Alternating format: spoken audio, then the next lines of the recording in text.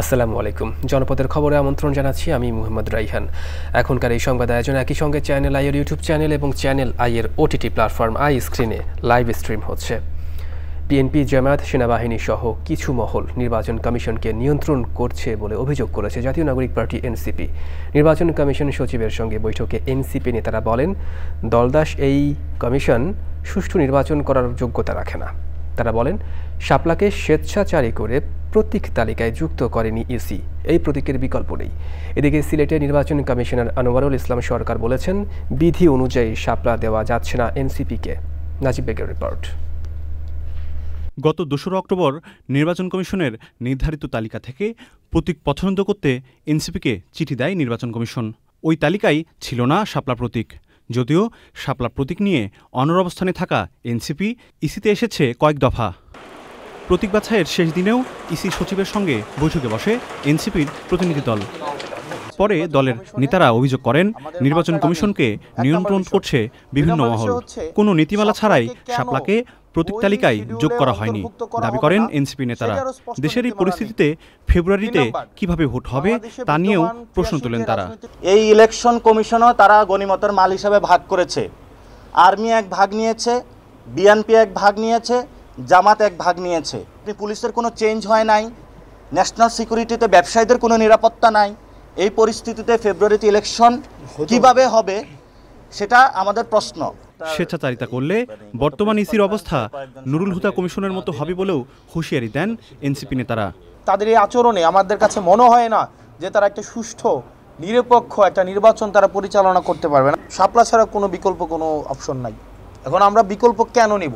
এটার আইনগত তো ব্যাখ্যা লাগবে। সিলেট পুলিশ লাইন্সে প্রশিক্ষণ কর্মশালায় নির্বাচন কমিশনার আনোয়ারুল ইসলাম সরকার বলেন, বিধি অনুযায়ী এনসিপিকে শাপলা প্রতীক দেয়া যাচ্ছে না। আইন এবং বিধি অনুযায়ী আমাদের তালিকায় যে মার্কাগুলো রয়েছে, যে প্রতীকগুলো রয়েছে, সেগুলোর মধ্যে যে প্রতীকটা চাচ্ছেন সেই প্রতীকটা না থাকার কারণে নির্বাচন কমিশন দিতে পারছে। ফেব্রুয়ারিতে নির্বাচন না হওয়ার মতো কোনো ঘটনা ঘটেনি বলেও মন্তব্য করেন তিনি। নাজিব বেগ, চ্যানেল আই, ঢাকা। আজ শেষ হচ্ছে বাউল সম্রাট ফকির লালন শাহের ১৩৫তম তিরোধান দিবস উপলক্ষে কুষ্টিয়ার ছেউরিয়ায় আয়োজিত ৩ দিনের লালন স্মরণ উৎসব। সাধু ফকির ভক্তরা ফিরে যাচ্ছেন যার যার গন্তব্যে। কুষ্টিয়া প্রতিনিধি আনিসুজ্জামান ডাবলুর পাঠানো তথ্য ও ভিডিও চিত্রে সাদিয়া ওমরের রিপোর্ট।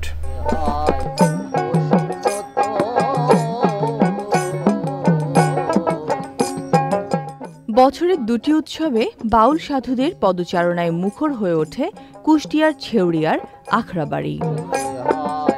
আধ্যাত্মিক সাধক ও বাউল সম্রাট ফকির লালন শাহের ১৩৫তম তিরোধান দিবস উপলক্ষে এ সাধু সংঘ এবারই প্রথমবারের মতো রাষ্ট্রীয়ভাবে আয়োজন করা হয়।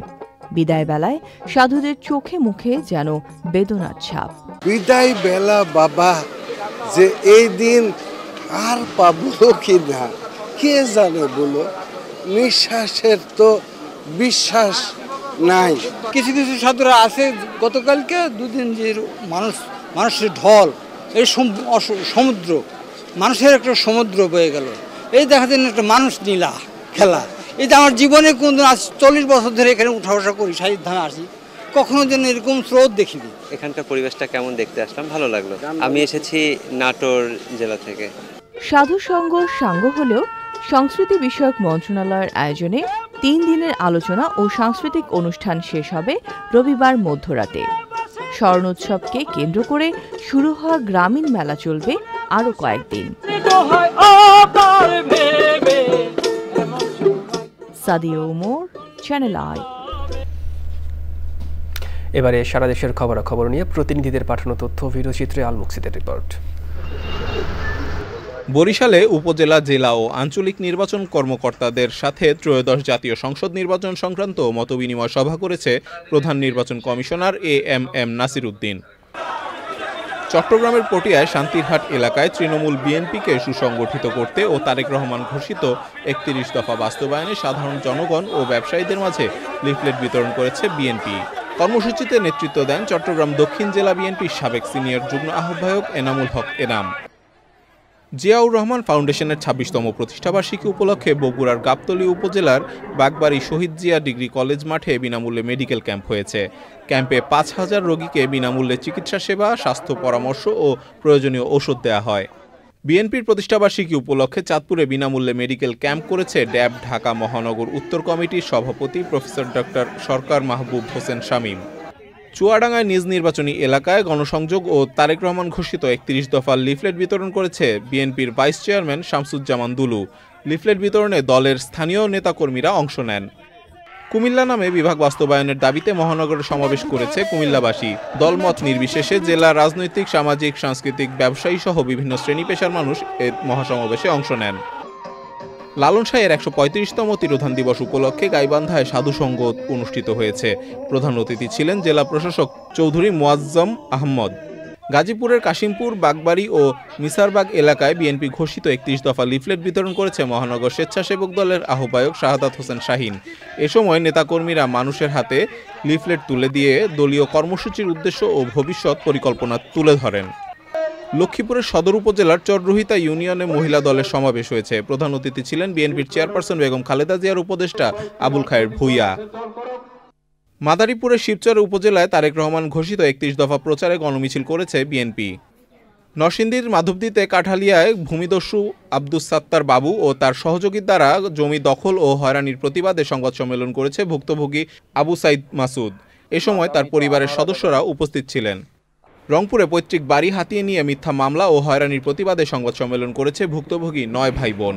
ভুক্তভোগী হালিমা খাতুন জানান, রাধাবল্লভ এলাকায় পৈতৃক ৩.৫ শতক জমির উপর থাকা বাড়ির হাতিয়ে নিতে বড় বোন ফাতেমা বেগম থানায় স্বর্ণচুরির মিথ্যে মামলা দায়ের করেছেন।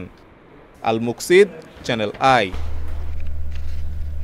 রাজশাহীর পবায় ডাঙ্গেরহাট মহিলা কলেজ সংলগ্ন মাঠে ২ দিনের শহীদ জিয়া স্মৃতি মিনিবার ফুটবল টুর্নামেন্ট হয়েছে। খেলায় এফএফসি সাকিব দল মিয়াপুর 7 স্টার দলকে টাইব্রেকারে ৩-১ গোলে হারিয়ে চ্যাম্পিয়ন হয়।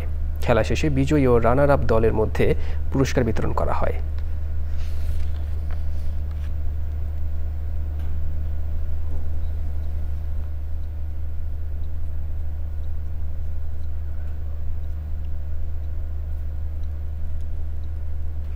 দর্শক, জনপদের খবর আজকের মতো এ পর্যন্তই। একটু পর কৃষি সংবাদে দেখার আমন্ত্রণ জানিয়ে শেষ করছি। ধন্যবাদ সবাইকে।